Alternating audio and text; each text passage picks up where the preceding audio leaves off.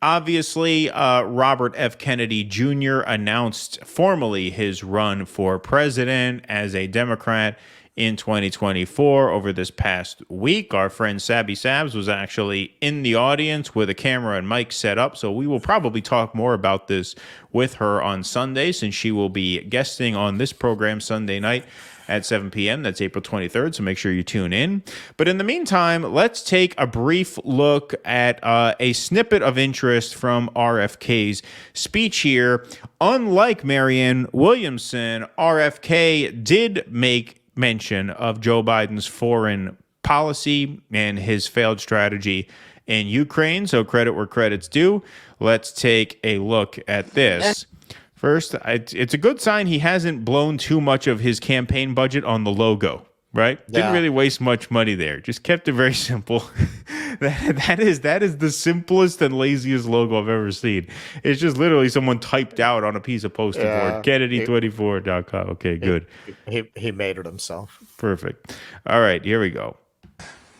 Many of the steps that we've taken in the Ukraine have seemed to indicate that our interest is in prolonging the war rather than shortening it. So if those are our objectives, to have regime change and exhaust the Russians, that is completely antithetical to a humanitarian mission.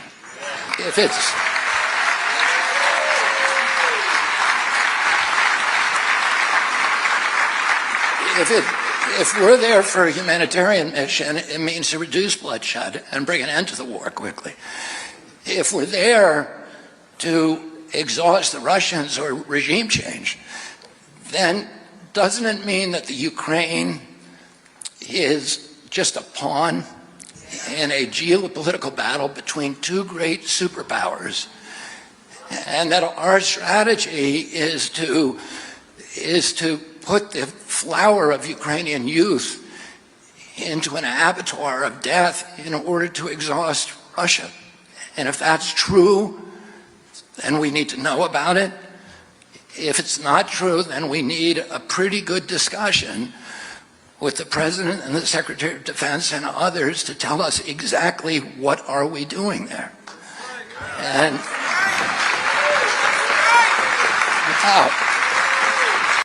all right, so there you have it. So that was part of the speech. Like I said, I imagine we'll talk more about this with Sabby on Sunday. But obviously, no issue with anything he said there. I give him credit for, unlike Marianne Williamson, A, being right on this issue, and B, being willing to actually challenge the incumbent president on this point that he is ostensibly trying to unseat. So, yeah, no doubt credit for bringing that up. It is... It's mind-boggling to see a Democrat talk that much substance, right? Like, since when have you heard a Democratic candidate for office actually talk real stuff, especially on the foreign policy front? Well, especially on that. Right. So credit where credit's due there. However, folks, because I know some of you in the chat are RFK stands and you're excited about this, and I don't know what's going on here. How many times have we said before, you cannot run in a Democratic primary, not because no Democratic candidate can have good ideas, but because the Democratic electorate is not susceptible to good ideas. They are not influenced by good ideas. You're dealing with a bunch of cowbell-waving sub-morons. That's who's voting in these primaries. Therefore, what Robert Kennedy said there makes sense to 20 to 25% of Democratic primary voters. And of those 20 to 25% of primary, at best. And of those, how many of them would actually say, you know what? God damn it, he's right about that. I'm voting for him. Very few, because even the Democrats who are right, they're fucking pussies. They'll never do it. Right. So what are you wasting your time for? Folks, this is still a massive fucking waste of time. You cannot run as a Democrat, period. I thought we were clear on this. What, you think we were fucking bluffing? What, you think we're just waiting for Robert Kennedy Jr.? What, you think we're saying this for no fucking reason? It doesn't matter. Look, my issue wasn't even so much with Marianne on a policy level. I mean, look, I could never have endorsed Marianne Williamson because she's wrong about the Russia-Ukraine thing. That's just a deal breaker. Like, I just can't go there if you're wrong on this issue, right? But if Marianne had promised a dirty break from the Democratic Party, i.e. if and when, obviously, I lose the primary, I'm going to pursue an independent run, either on a third-party ballot line or a write-in or just run as an independent, right? If she had promised that, like I said, given the Russia-Ukraine stance, I couldn't have endorsed her, but I'd have said, all right, you know what? Good luck. I'll lay off. I'm not going to tear you down here. Same thing with RFK, but he's not going to do that. You're right. You're running as a Democrat. You're funneling energy into a corrupt party of illegitimate garbage. That's all you're doing with this run. Just because he's better on the issues doesn't change the fundamental fact that the electorate is unreachable. You have an incumbent president who, with the might of both his campaign and all of the added machinery behind it, not just the DNC, but the PACs and the super PACs and all the different various state parties and things like that, they're just going to railroad anybody who gets in his way. You're still wasting your time just as you are in a Marianne Williamson campaign. So I understand some of you are more sympathetic to RFK than you are to Marianne. God bless you. That's your right. Okay. I probably am with you on the substance of that. But come on, this is still a fucking waste of time. And we still should not encourage anybody to donate their limited time or research or resources to RFK. Okay, so I think something that some of us on the left aren't very in touch with, because this came up, I've been doing more research. His book was a huge bestseller, talking about the schmack scene and Bill Gates and pharmaceutical companies around the world. I'm not going to comment on what I haven't read. I'm not. I want to do a segment in my planned series, People Who Should Be in Prison, about Bill Gates. So I probably wouldn't disagree with him very much about that. It's interesting hearing him speak. I would say that he's conscious of the Kennedy legacy. And if you look at some of that rhetorical flourish and depth of language and thought, it evokes his father and his uncle much more than modern day politicians, using a turn of phrase like the flower of Ukrainian youth into an abattoir. That is a classic kind of Kennedy-esque use of language and imagery. It's an older style of speechifying that was really aimed at a smarter, better educated population, frankly. You listen to some of these speeches from his father, and it's so striking how much more depth of thought they had than anything that you would hear from a politician today. So there's that, and that's interesting. But he's a candidate. I guess he just can't even imagine not running as a Democrat, or running within the Democratic Party. It's just not in his worldview as a candidate. But yeah, it's a monumental waste of time. It was very interesting to me and kind of funny watching, because they covered this on Breaking Points. And I was very curious how Crystal was going to handle that. And she handled it by trying to make him and Marianne Williamson one thing.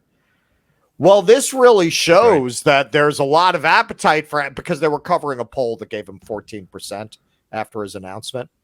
And she's like, well, it shows what between him and Marianne, you're looking at what? A huge number of Democrats who don't want to vote for Joe Biden. She tried to make it part of the same thing, and not point out that Marianne came in first. And, what is she polling at? 4? The last that we heard, and he's got 14. And that's really on not only the Kennedy name, but I feel like this went under my radar. I'm assuming it went under your radar too. A lot of people read that book during the pandemic. It was a huge bestseller. I did not know that. They covered that in that segment. I think it was like number 3 for nonfiction for 2021. Yeah, look, I mean, he is a unique enough candidate where with an issue set like his, he's different enough where, like, yeah, you're going to appeal to certain people, right? but the fundamental the fundamentals of this primary are the same, of course. Regardless. Now, it's not surprising to me that he's outpolling Marianne because he is a Kennedy, right? He comes from a line of Democratic loyalty, obviously. Which is Crystal really pounded that point. Well, but he's also his own thing. Like, he's different in the same way that, like, Sanders was different. That's why Sanders had this natural base of support, because he was just a different kind of politician, which obviously is going to draw certain people in who are different. But the Democratic primary electorate is just more and more a conformist space, that there's just no room to grow a kind of movement around a candidate like that, even if they have a built-in base of support in the tens, or even if he gets into the low 20s, which I doubt very much he will. It's impossible to get beyond that. It was impossible for Bernie to break 35, even with all the momentum in the world, because you run into very, very quickly in the Democratic primary the cowbell and the bullhorn in the face when you challenge them on any of their inane, moronic bullshit. There is just no way to break through that, especially with all the Schmaxine stuff and the Ukraine stuff. I mean, both of those issues are orthodoxy to Democratic voters. And how pathetic, by the way, Marianne Williamson, you're polling 10 points behind a guy who takes those kinds of thumb in the eye positions to Democratic Party values. I mean, I can't think of any two ideas you can have that are like more offensive to the blue MAGA moron than his stance on the Schmaxine and the Russia-Ukraine war. Like, and the fact that Marianne, you're polling 10% behind that in a Democratic primary, that's pretty weak. I guess they don't find her credible. Imagine that.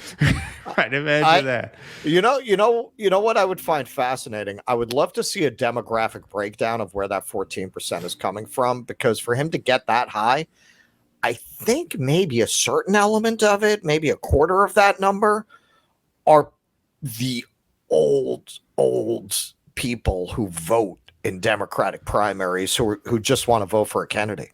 Well, what Zach he's a candidate. I'm wondering, like, how many of those are in there? There's certainly, I think, a certain truth to that, but we're going to take super chats after the Kyle video because these are so connected. But I do want to take this because I think this is a good point that you raise here, Zach. Thanks for the $4.99. Go look at top comments on everything from Fox to libertarians covering his speech. The top plus 20 were people saying that they'll shift to Dem for the primary. Right. Yes, I think that's a good point. But that also speaks to the question, why run as a Democrat? If you have that kind of crossover appeal, why not just run as an independent? Right. Because I think you're right about that. I think there are a lot of people right of center who might not want to vote for Trump, who, maybe share a certain bipartisan nostalgia for Camelot, right? And wait, why the fuck not, right? So I think he has potential to make a splash as a third-party candidate. Now, you start talking about running third party, then you have my ear. Okay, fine. This Democrat primary shit, forget it. Forget it, man. The party is too dominated by brain-dead voters. It's what I've been saying for as long as we've had this show, and it's even more true now than ever before. Please clap.